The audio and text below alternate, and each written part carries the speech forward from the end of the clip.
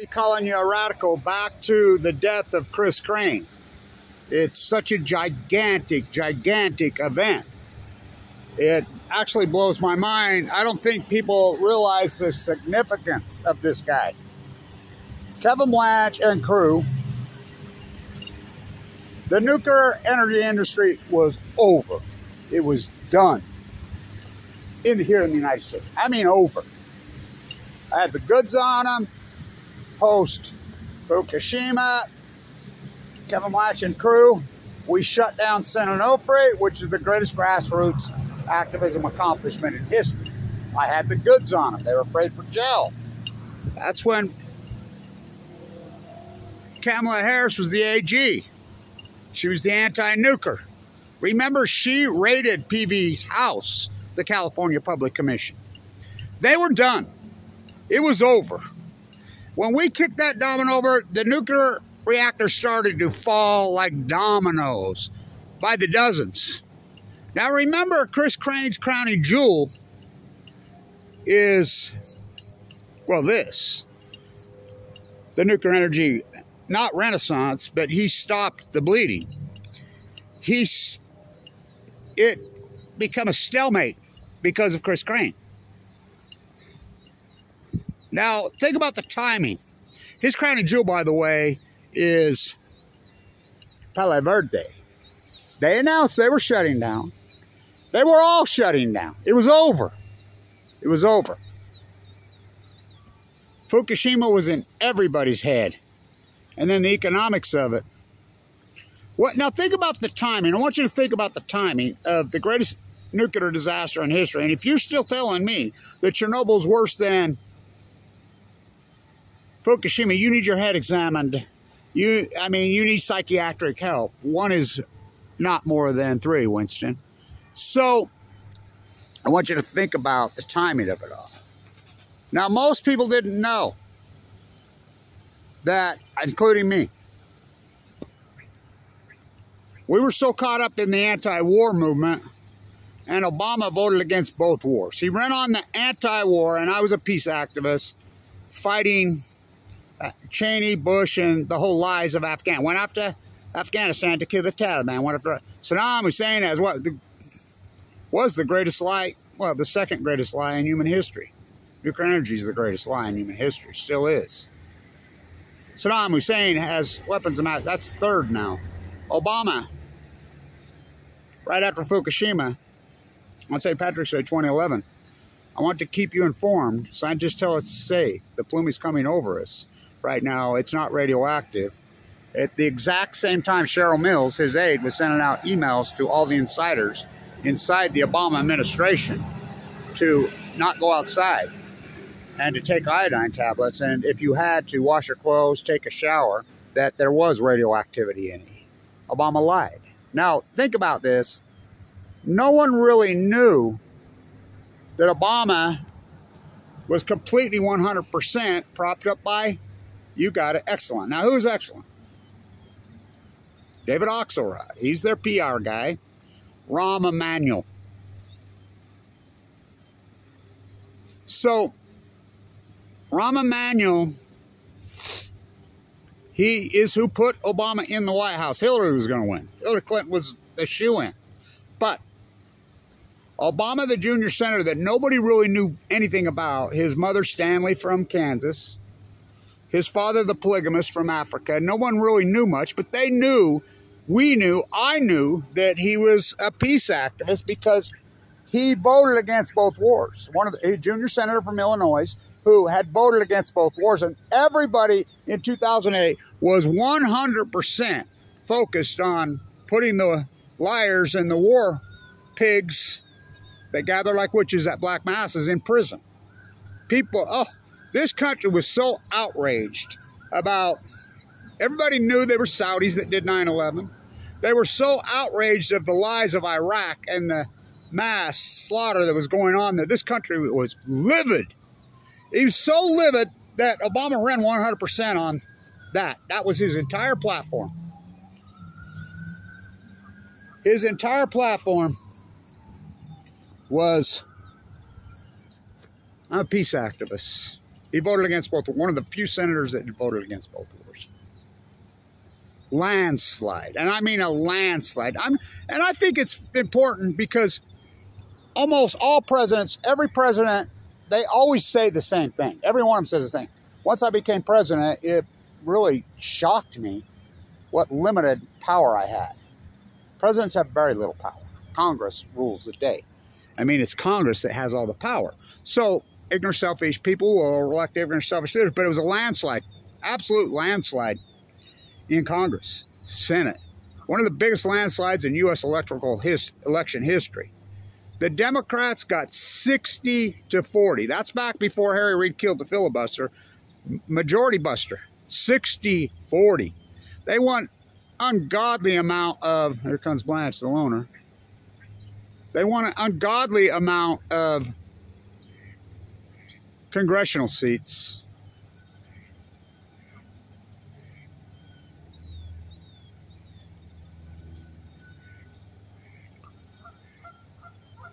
Obama dumber.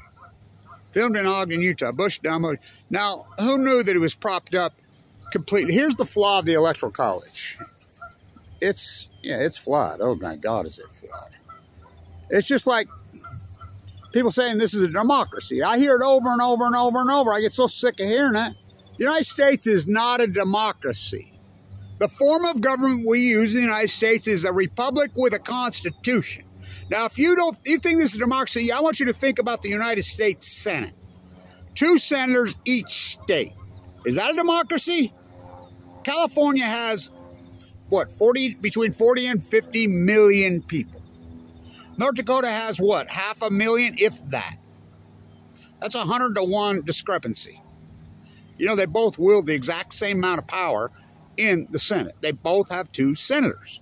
That's not a democracy, which this government was never formed as a democracy. It was formed as a republic with a constitution. What happened to the Constitution? 9/11. They shredded the Patriot Act. I mean, and then Google what they're doing. I mean, they go after me in the middle of the night viciously. They're still doing it. And they have violated the First Amendment in this country so grotesquely that it is unbelievable. I mean, it's staggering. So, who knew he was propped up by the nuclear industry? Hillary was running swing ads. And I'm not a Hillary Clinton fan. Don't get me wrong. I'm not even a Hillary Clinton fan.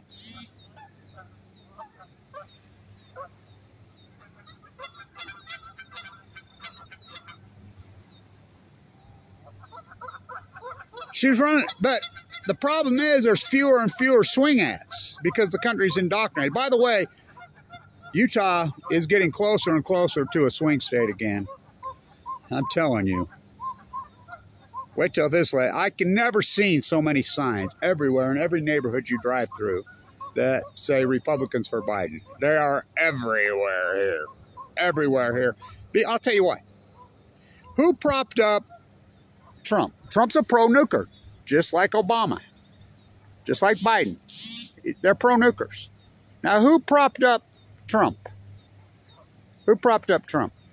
The Democrats. Now, think about it. Nobody wants Biden. Nobody wants Biden. Democrats don't like him. Republicans don't like him. They don't want him. It's not just age. They don't like him in policy. You know, the whole Genocide Joe thing, all of it. They don't want him. The Republicans could put up any kind of candidate, anything that was even similar moderate, any kind of moderate Republican, well, even any, hell, they could put up a dirt clod and beat Biden. There's only one person in the United States that Biden could possibly beat. Trump. Pro-nuker Trump. Trump's a pro-nuker. He's a hardcore pro-nuker. I asked him from here to there about Fukushima. You can open the book up. If he mentioned Fukushima, he would still be president today. But he didn't, did he? He told me he was going to. So you think there's a difference. Deep state, well, he's bound to the deep state. I mean, you think about it. What's different about him? Nothing. He didn't do anything different than Obama. Nothing. Well, Biden's done nothing different than anything. I mean, I want you to think about it. For a PM from Japan to come to the United States one time is a major, major, major story. It only happened, well, I think, once in American history until Fukushima happened. Nato Khan was the PM of Japan, not who bowed to me and told me, "Thank you, Kevin, for all your historic work in Del Mar, California." He fled. They forced him out because Yalta by the Sea, the United States runs Japan. Hello, you skip the third grade history. You know, Stalin, Churchill, and Franklin Roosevelt, FDR, divided up the world after World War II. This is before pop, old oppie drop. They never stopped. The United States took Japan. So, they're the 51st state. These treaties are hundreds and hundreds, if not thousands of year treaties that was signed in 1945. That's the only thing Obama Dummer ever said true. Now, Obama, anything that was tough and it's hard, been written by two different writers now that are, I mean, I'm the first guy that leaked out who knew I was really good at killing people, and everybody said that was in satire. Both aides that have written books that says, no, it wasn't. He says that he's going to mention Fukushima. And he's going to keep us in the know what he knows. When everybody was flown to South America, you know, he lied. He never mentioned Fukushima again. He told us he would keep us in the know. The transparency president? How about the whistleblower protection president? What did he do in Aaron Swartz? What did he do to his own chief of staff, who he propped up to be Haas Cartwright, the Navy, on this virus in Iran? That was him who leaked it out. How about what he did to Megan Rice, an 85-year-old peace activist? That was the Obama administration. I mean, what they did to Aaron Swartz for downloading the server at MIT, the JSTOR has captured all the PhDs in this country. Why do you think I went rogue? So, back to Chris. So immediately, they prop up Chris Crane, who's already, he's a hardcore pro-nuclear, I mean, just dynamite dude as far as knowledge, as far as propaganda, as far as nuclear pork. He's the guy. Remember, his crowning jewel is Palo Verde, and who could put a nuclear reactor in the middle of the desert? The only nuclear reactor, it's the biggest in the country. The only one that's not near an ocean or one of the Great Lakes or, you know, one of the major rivers, the Mississippi. They have to have a hell of a way to boil a planet. They have to have water, right? Boiling all the Earth's water over and over. Yeah, that'll cool down the planet. Up is down, black is white, wrong is right. So they immediately, in the cover-up, Exelon sees the writing on the wall. They place Chris Crane as this new CEO, who's already working for them. He's the guy. So Kevin Blanchett crew, they're done. It's over. They are falling like flies. Sid Onofre goes down. Dwayne Arnold goes down. Calhoun goes down. Pilgrim goes down. Oyster Creek goes down. Indian Point goes down. They're just tumbling, all of them. They're done. They're all announcing they're going down. Palo Verde, his crowning jewel's going down. It's over. The nuclear industry is over. It's done. Who knew that natural gas would end up being the anti-nuclear's friend? It's over. He puts together the plan.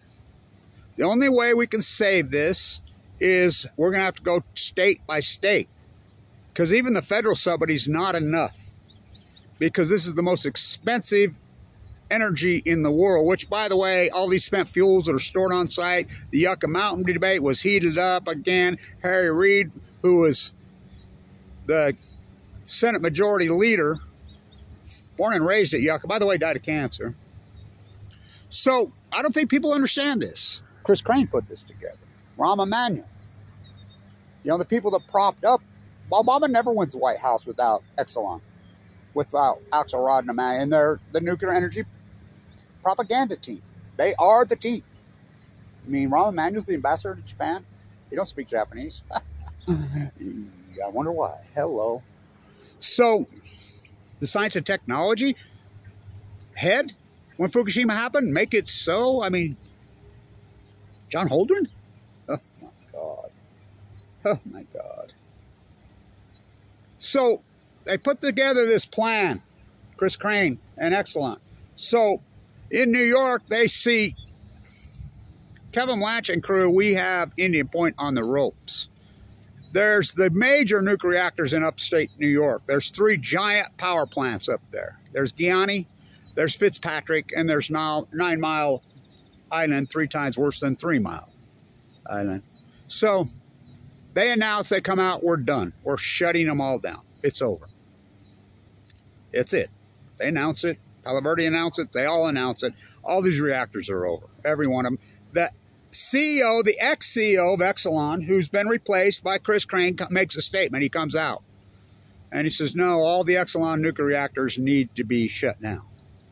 He's immediately forced out by the Obama administration. Chris Crane becomes the guy.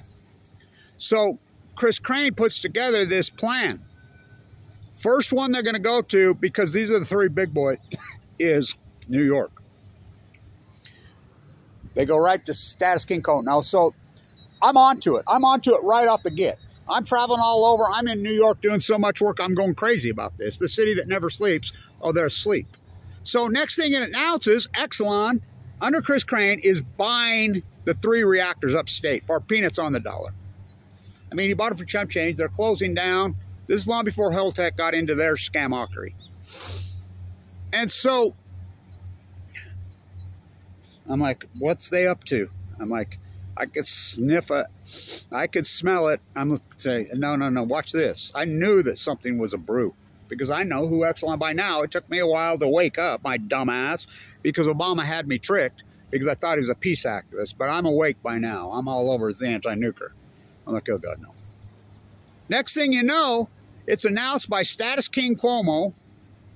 Cuomo himself announces that he's giving the 3 reactors in upstate New York 7.6, not million, billion. What? 7.6 billion without any legislative process. You know, New York has a 3-tiered system there. And I'm like, where are the politicians not going crazy? No vote, no nothing. He just handed it to them, to Exelon. I mean, what a score. What a score Exelon made. You know, and just handed him 7.6. That nuclear energy, oh, it's cheap. Now, remember, Lewis Strauss is who coined the term too cheap to meet.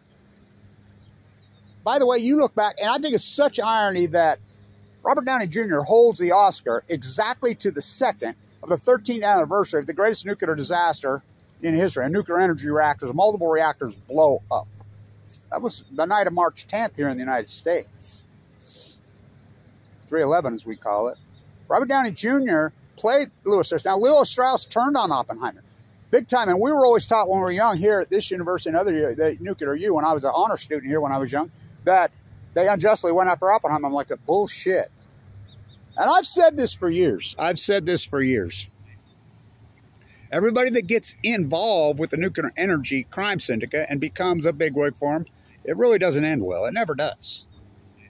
Do you know how old Oppenheimer? And if you think I look back, Lewis Strauss was absolutely 100% right. Everything he said. He begged them not to drop the bomb. He said, don't do it, don't do it. Leo, who wrote the letter, don't do it. Einstein didn't write it. Of course, Einstein, they already had the dossier on him.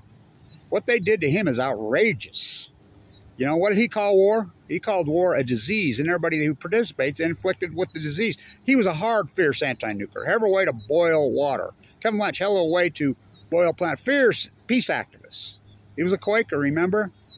Strauss begged them not to. Strauss went after Oppenheimer fiercely because of that. Hoover, I always quote Hoover. Hoover, talk about a bum rap, talk about a genius, a humanitarian that everybody in history has written that he caused the Depression, which is such bullshit. He never caused the Depression. Greed caused the Depression. Hoover, the problem with capitalism, it's full of capitalists, and they're too greedy. Hoover, never in the history of mankind, as a war machine, as a military, as a people, indiscretionally mass murdered women and children. Till today, the United States. It revolts my soul. August 7th, 1945. They did it again. Pop, pop, oh, I'll be dropped in. They knew that the Germans didn't have it. Oppenheimer's own words. If the Germans want this weapon, they will get it. They're the best nuclear physicists in the world. Do you think Angela Merkel, a nuclear physicist, shut down all the reactors in Germany just because? Remember, she's a nuclear physicist. So he puts together this plan. I think personally, because they really were going right at Kevin Blanch, and that's when Kevin Blanch got kettled.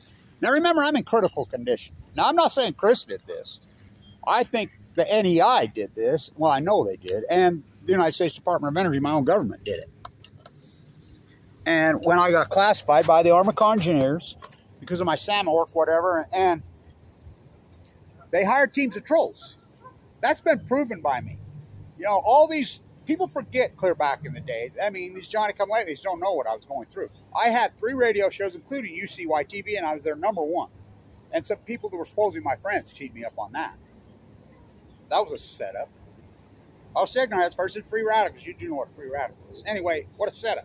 So, why would there possibly be dozens of YouTube sites and Facebook pages 100% committed to nothing but slander Kevin Blanch, a guy who's in critical condition? Now, remember, I did all this work in critical condition, full of AML leukemia. Now, why have I been? I mean, that's unarguable. They hired there were dozens of YouTube sites and pages just slandering, calling me why I'm in critical condition, slandering me why I'm in a freaking bone marrow transplant, slandering me why I have my chest split up for the open heart surgery. You know, I got this cool sticker. You know, I have part of a human cadaver in me now. They gave me this sticker yesterday at the hospital. I have human tissue in me. The doctor had to completely rebuild it, harvest an artery out of my leg. My perfect, beautiful heart, he calls Kevin Blanch's famous heart. The chemo took it out, my air valve, and I kicked off Medicaid by Mike Lee. You don't think just kicking me off Medicaid after I fork over 30,000 shares of Tesla stock, you know what that would be worth today? No, wasn't meant to be, was it? I was uninsured.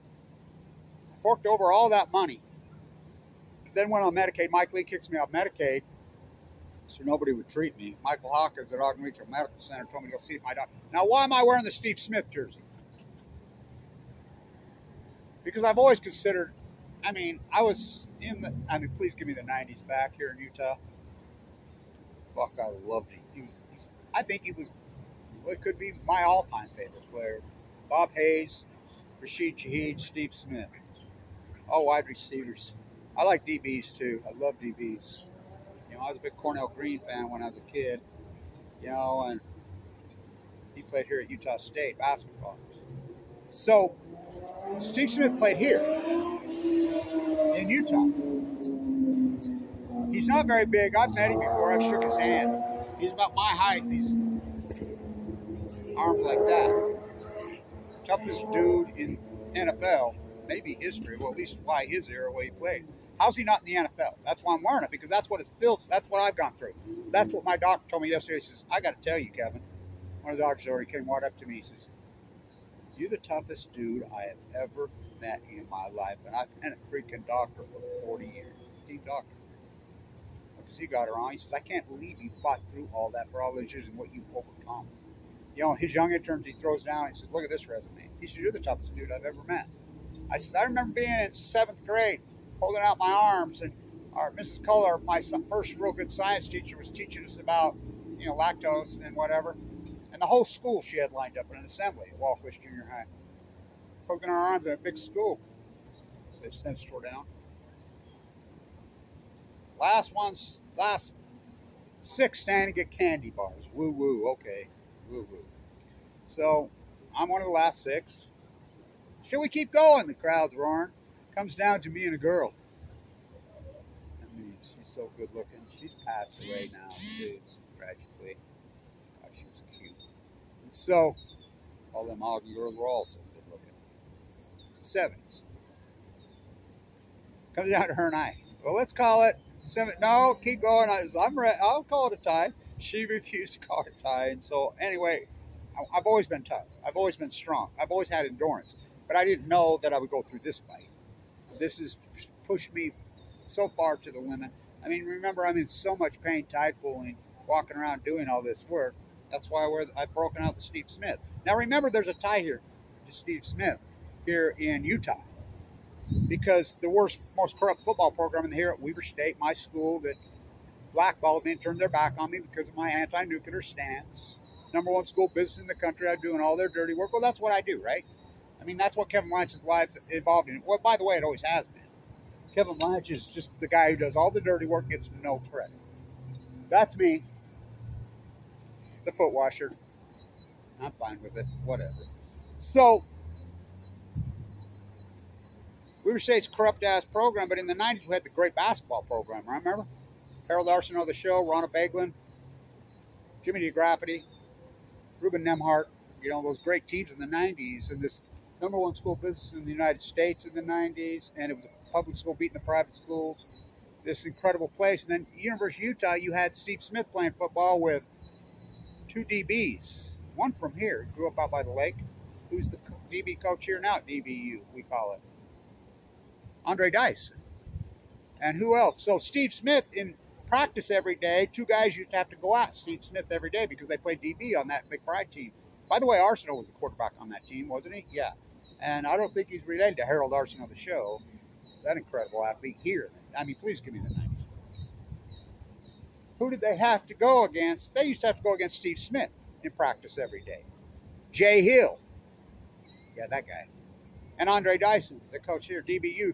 You know, we were talking today about TJ, Teron Johnson. He don't get enough credit. He's just the highest paid nickelback in the history of the NFL. I did all the play-by-play when he was here. He's so paramount in the turnaround of this program. What has this got to do with this? It's got everything to do with it. It's got everything, because sports metaphors matter. You know, this 90s and this went off to Afghanistan to go by the, you know, the election, this 25 years of warmongering and this pro-nuclear propaganda bullshit. You know, he's so paramount, Chris. So it has everything to do with culturally. Sports metaphors matter. Why is Steve Smith not in the Hall of Fame? It's hard to say. No, you're fine.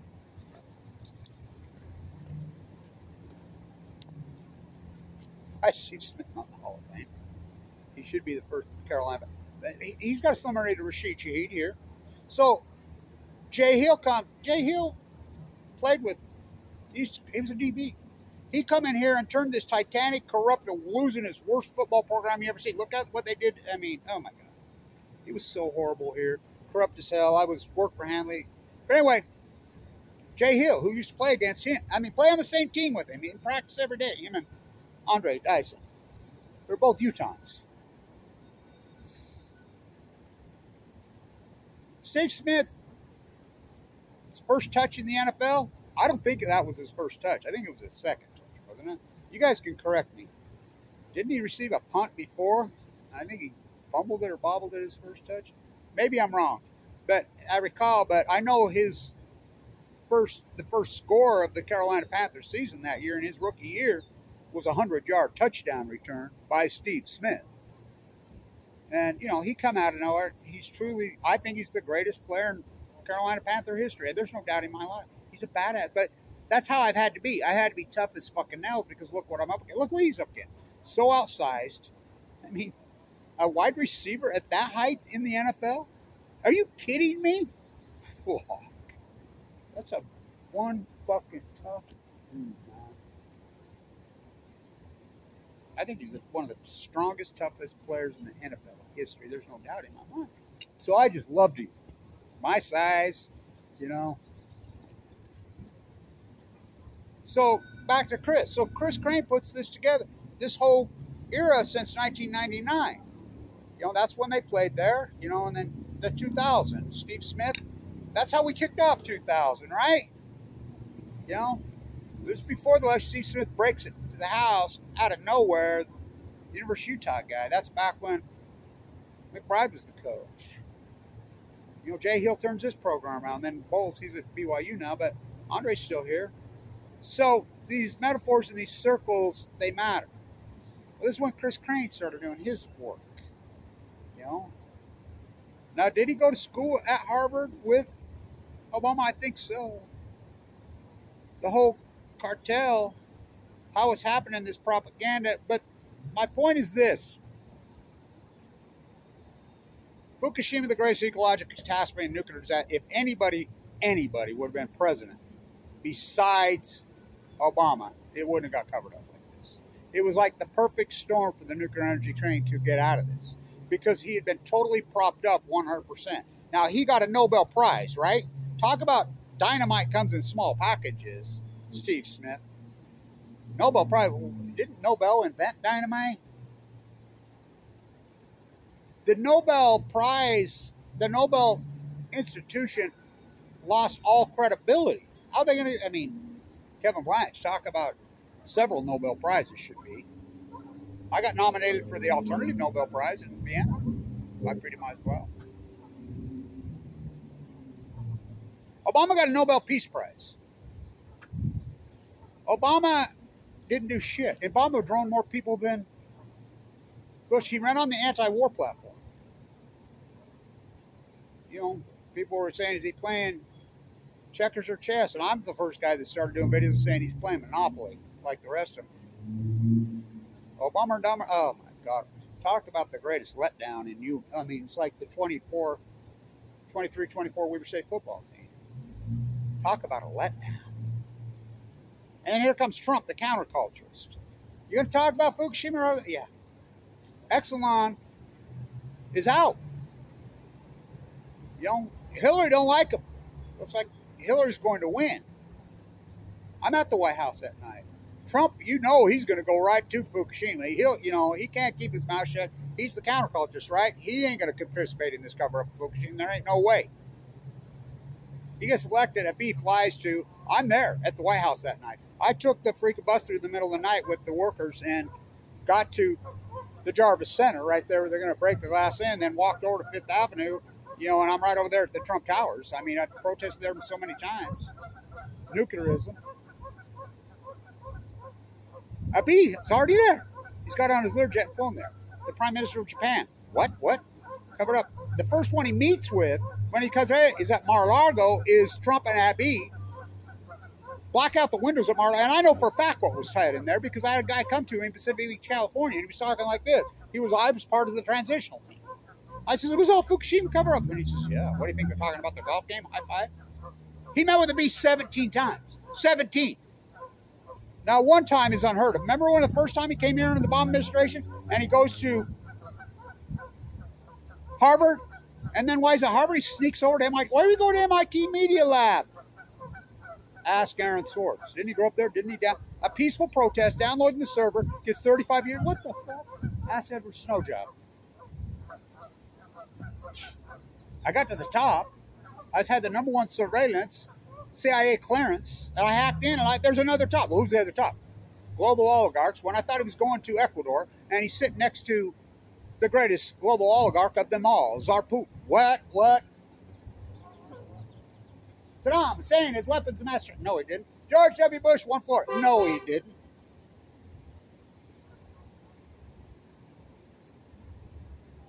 Pat Tillman fought up $9 billion of that. Get your freaking military freaking jersey at the Cardinals game. By the way, last night, if you were in Phoenix, the chant last night, that's our chant here in Ogden.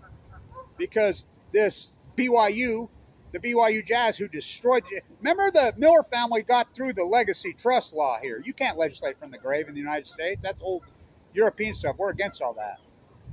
The Gail Miller politics so that the Millers could never sell the Jazz and stay in the family forever. Her and the lawyer she married, Larry Miller's rolling over in his grave. That's why we got the legacy trust through here in Utah, so that the Jazz would never leave. Then she sells it. They're the BYU Jazz now, and they suck. So we've always in Ogden chanted, Salt Lake sucks. Did you hear at the game last night? Because he's bought the Coyotes in Phoenix to move them here. CIAU, they're the BYU Jazz. You know, by the way, I have so many ties at BYU. My auntie's May Blanche. That's her. I mean, blood Blanche, not Mary Blanche. That's her. You know, that's her. Their English department probably going to be named after her, right? Huh. The BYU Jazz now, he's bought the guy, and so they were chanting last night in Phoenix.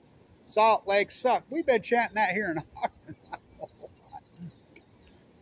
You know, so Chris Crane put that whole thing together. And when it worked in New York without any legislative process and really Kevin Blanch was it, they're like, well, we can marginalize this guy easy. We have the Obama administration on our side. We have Axelrod. We have all the people. Real simple. We just go after him. We just slander him. at anything. We attack him. We make sure he's cut off Medicaid. We impoverish him. Which are felonies in all 50 states. We get a hold of the internet. Used to Google the nuclear, all these subject matters, the bailout in New York, Exelon, Fukushima nuclear meltdowns, all of it. I'd be 19 of 20 on that. I'm competing with the BBC, I'm competing with Reuters, I'm competing with all of them, and I'm winning. I knew what I was doing. So they went to, they classified me. I recorded here, salmon collapse, all of it. I've done the work. This is the greatest PhD in human history. Or not, nothing even close. I mean, I think it's Semmelweis in Vienna. We know what they did to him. So they started to internet kettle me. That was Trump that did that on net neutrality. Remember net neutrality? I mean, he's the guy that signed that to kill it, and then it's unarguable what they've done to me. They're still doing it. Illegally. Why I'm in Kirkland. Those trolls that went after me, they were all paid. There doesn't. We proved it. We had my anonymous army went over, which are felonies, the nuclear energy crimes. Now, did Chris Crane individually do that? I have no idea, but I know that if the nuclear industry, he is so paramount. Without Chris Crane, the nuclear energy industry is completely over. It's over. I knew that was the line. I'm standing in Times Square. We're holding up my no bank bailout, status King Como. I knew they were going to go house because I dealt with it here in Utah. The same lawyers here in Utah, Blan Energy Solutions. Remember, Energy Solutions was out of here. And then the whole New Scale SMR thing, same group of attorneys. Then when it worked in New York, they started just going house to house. Chris Crane, Exelon. Remember his crowning jewel, Palo Verde in the desert? They're done. We're close. He saved them through state bailouts. He's the guy that put that baby together with his cronies. Rahm Emanuel and David Axelrod and the Exelon crew. And then here comes Holtec in there, and they do a good job decommissioning it, sending it off. We got shut down and got it into dry cast, and then they go to Oyster Creek shut down, and then they get caught chilling. Still, I mean, it's the nuclear industry. The nuclear, I've said it for years. You get involved with the nuclear industry, it does not end well. Because it's just so much free money they throw. It's the bribees versus the bribers. Now, that ties in, and then, Holtec, Biden gives Holtec, $1.5 billion at Michigan to save Palisades. The first nuclear reactor has been shut down. They're going to supposedly restart. What a crock of shit. Just more free money. And so, this is the same people that in Jersey, the Jersey AG, the same week says, give us $5 million today or we're putting you in jail. At the same time in Ohio, I cannot overstate this. The AG in Ohio, I was heavily involved with that Ohio thing. And, I was consulting everybody, whatever. They were just, talk about go after me. Well, the FBI in Ohio was the first ones that went in. Larry Householder is the lead politician in the state of Ohio. He's the majority House leader. He's doing 23 years in a federal prison because of the FBI. They arrested all 4 of those legislators in Ohio. The bribe, and Ohio still bowled them out. So I've always said, why you can't go after you went after the bribees, but not the bribers. For the first time in American history, just a few months ago, the CEO of First Energy, that's the nuclear energy crime syndicate that got the bailout that Chris Crane orchestrated. He's the guy that wrote the playbook on it. The AG in Ohio has indicted the CEO of First Energy and the CFO. First time in American history. This guy's got balls, thank God for him. So he indicted the public servant, the head of the public commission, Sam. He indicted him. He's getting ready to go to trial. He committed suicide. Is there some correlation between Ohio and Illinois? Is there an unholy relationship between First Energy and Exelon? Oh, hell yes. Hell yes. Is there more to Chris Crane's death? I think so. I don't know. But for a guy that powerful, that important, that marquee, you're talking one of the truly great CEOs in the history of this country, even more than Wattis right here. He's born and raised right here. That CEO of GE, Bill Hoover Dam, all of it, the build up the nuclear thing. Yeah, I'm in the building. I went to the Wattis School of Business and the Wattis School of Art. I taught there. I graduated #1 school of business in the country. Yeah, CEO of G. That guy, I think he's more important than him. I think Chris Crane is one of the most significant humans in American history. For him just out of nowhere, I've always kept track of his path because it's Kevin Blanch, the anti-nuclear, versus these guys. Now, I would never wish this because I always felt like Chris Crane and this would always come out. Somebody inside the CIA, somebody inside the Obama administration, the Trump administration, the Biden administration, somebody would not keep this holy alliance on the cover of Fukushima, and this whole, they would break ranks. And then this would break loose into the media, and I would be on media with Chris Crane on media, and we would have this out, and this would get hashed out, and but it's not going to happen now, is it? Just like a bee. What happened to a bee blows my mind. Where was security around him? I still can't believe that happened to him.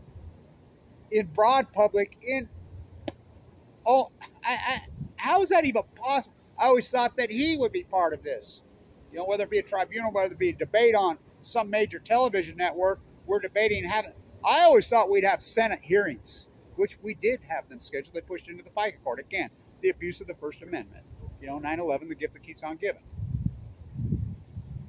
I always felt that we'd have Senate hearings. Kevin Blanch would be an expert witness. Chris Crane would be an expert witness. Rahm Emanuel would be an expert. David Oxford would be an expert witness.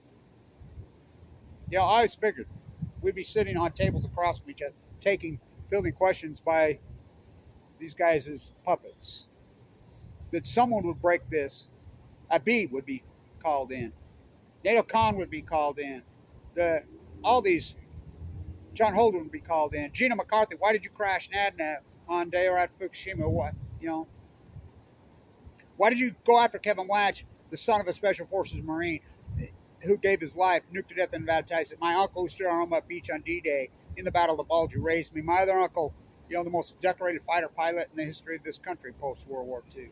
The men that wrote, why would you go after a guy who's done nothing but give himself away and been as patriotic as you could possibly be? Why would you go after a guy like that? That were the questions. You know, Chris Crane, let's explain this, how this went down. Now, Chris Crane is responsible for the cover-up of Fukushima? No. No. That's Obama, the buck stops where. That's Trump, the buck stops where. That's Biden. Now, it's been said over and over and over that anything that was difficult, you got to remember, Obama, who, talk about a letdown. Obama played golf. He was president for 8 years, 333 rounds. He didn't do shit. They said anything that got difficult, whatever you want, including the war, he just handed it to Biden. Well, and, you know, Biden calls Axelrod a prick. What an insult to a prick. He played golf. We used to call those country club presidents. We've had the two biggest country club presidents in the history of this country back to back. Obama and dumb and Trump dumbest. These are freaking, and by the way, I say that because it was filmed here. I don't think either one of them is dumb.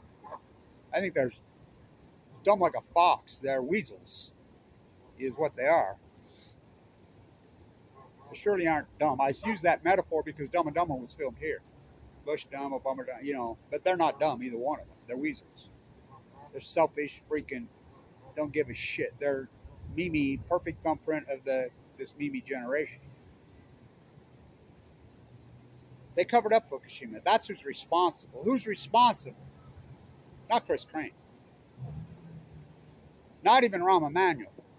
The buck stops where. Obama could have stood up to him. He didn't. Trump could have changed the world. He didn't. Oh, Biden? Nope. So how long? How long must I sing this song? Better knows you make me wait. Chris Crane single-handedly, well, with Axelrod, with Emanuel, with Obama, with Trump, saved the nuclear energy industry in this country. And there's no renaissance. It was like this. They were crashing. They just stopped the bleeding. Chris Crane put a tourniquet on it through state bailouts. Now I want to ask everybody who bailed them out in New York, in Ohio, all these places, what did it get you? Because it is climate change. That's unarguable. And next time someone tells you nuclear energy is clean, I want you to ask them about the process of turning uranium-238 into uranium-235, the centrifuge. I want you to ask, because that's uranium natural for the Earth-238 is not what's in a nuclear energy reactor. Ask Karen Silk with the pellets. How do we get that? That's the dirtiest, nasty. It's so expensive. Look, I mean, it's the most expensive power by far, and it's crushed the opportunity. I want to ask all these hundreds and hundreds of trillions of dollars over these years that we've dumped, especially since Chris Crane and the bailouts, the $7.6 billion in New York, you know, all these different state by state, in Ohio, in Utah. You know, what did it get us? What did it get? I'll tell you what it got us. It got us blocking solar. Solar and wind are just kicking the shit out of it. They're going crazy. What did it accomplish? He put a tourniquet on it and it stuck. Kevin Blanchett crew had him done. They were over. I had all the goods on them. I mean, I even had Kamala Harris on my side then. I had people on. I had the field. I had 3 radio shows. And their answer was hire teams of pros to go after.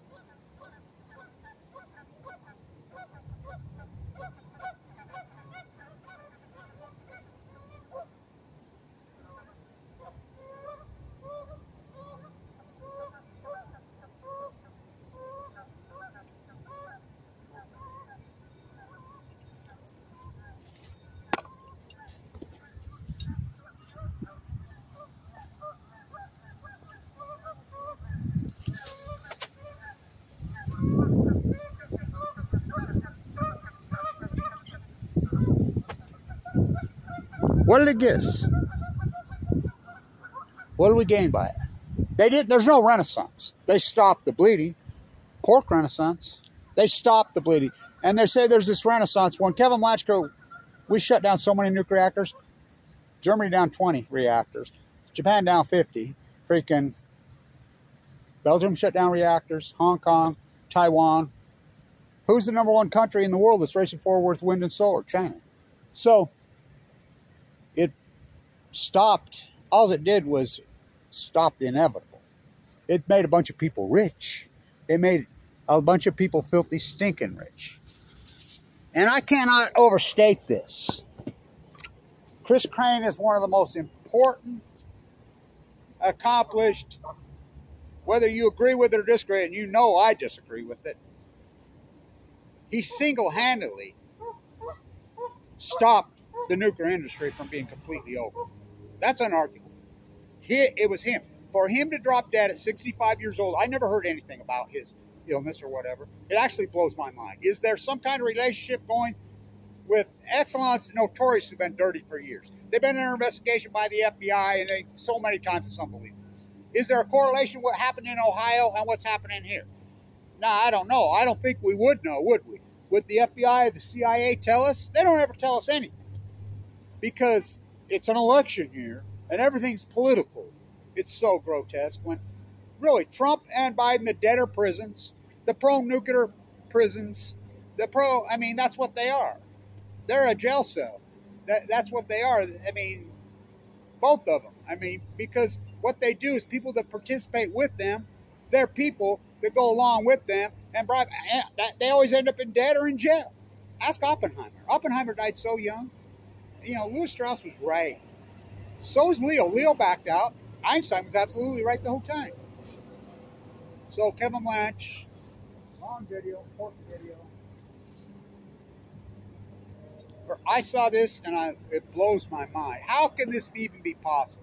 Short illness, he's just dead. What? What? At 65 years old? This guy has unlimited resources to medicine. I mean, he's got to be worth hundreds and hundreds of millions of dollars. Is there a correlation what's going on in Ohio and I don't know. Is there something more that we know? I don't know behind this. Now, I would probably be one of the first to know. I mean, the insiders I have, and I don't know. But I got a hunch. There's way more to this story. You know, will he be remembered in history for time? Oh, yes. Oh, yes. I'm just making it, you know, and you're talking one of the most accomplished CEOs in human history.